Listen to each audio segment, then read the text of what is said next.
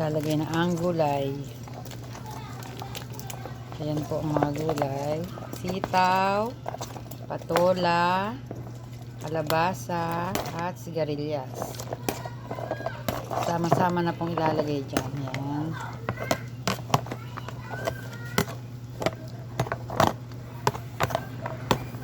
Tsaka halu-haluin. Ang nilagay po dyan ay alamang.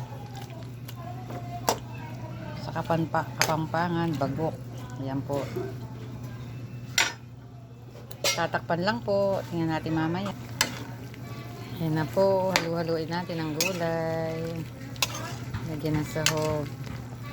Isang isda.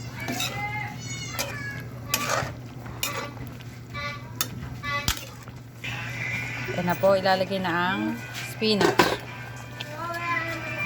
Ayan. Saka halu-haluin.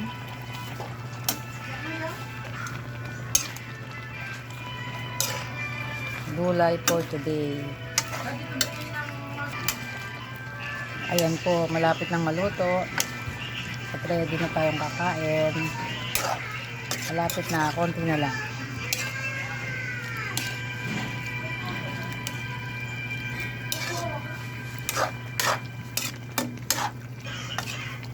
Ayan po, luto na. Kakain na po tayo. At tayo ay mayroong sili. Ayan na po. Kain.